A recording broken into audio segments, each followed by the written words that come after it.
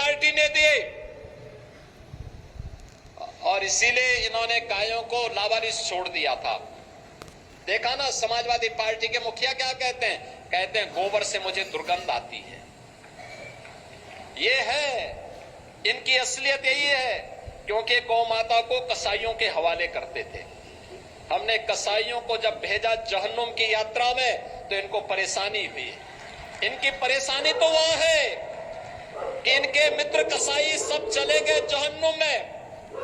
तो अब इन गौवंश को बचाने की चुनौती थी, तो आप ही की धरती के सपूत, आप ही के द्वारा चुने गए आंवला के विधायक ने 7,700 से अधिक गौ निराश्रित गौ आश्रय स्थल खड़ा किए और आज वहां पर 14 लाख गौवंश की देखभाल स्वयं राज्य सरकार कर रही है और शेष हमने अन्नदाता किसानों को दिए हैं।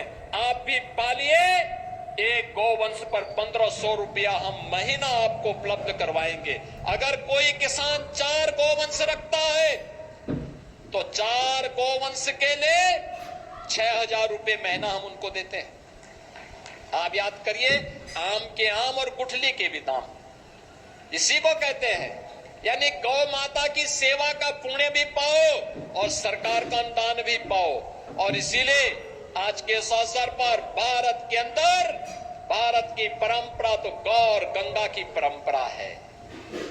हमने अगर गंगा माता की पूजा की है तो गंगा माता ने हमें एक नई पहचान दी है। नमामि गंगे परियोजना के कारण आज प्रयागराज महाकुंभ ने उत्तर प्रदेश को एक नई पहचान दी है। 66 करोड़ श्रद्धालु प्रयागराज में आया, भव्य और दिव्य कुंभ का दर्शन किया।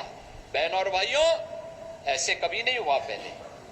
नमामि गंगे परियोजना के कारण मां गंगा की आराधना, अविरल और निर्मल गंगा की परिकल्पना को प्रधानमंत्री मोदी जी ने साकार किया।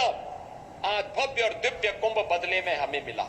हम आभारी हैं प्रधानमंत्री मोदी जी के, जिनके कारण उत्तर प्रदेश को भव्य और दिव्य कुंभ करने का अवसर प्राप्त हुआ और उत्तर प्रदेश की एक नई पहचान वैश्विक स्तर पर पहुंची। तो मां गंगा की पूजा का जो पुण्य प्राप्त हुआ, वही मां गौ माता की पूजा करने से प्राप्त होगा। तो इस समाजवादी पार्टी के लोग जो गौकसी करवाते थे, गौ तस्करों के साथ और कसाईयों के साथ जिनके संबंध थे, वे गौ माता की सेवा क्या करना जाने। तो उनके गौ माता के गोबर में तो दुर्गंध ही नजर आएगी। उन्हें अपने कृत्यों में दुर्गंध नजर नहीं आती है, उन्हें गौ माता की सेवा में दुर्गंध नजर आती थी और इसीलिए उनके अध्यक्ष के मुंह से निकल ही गया आपका।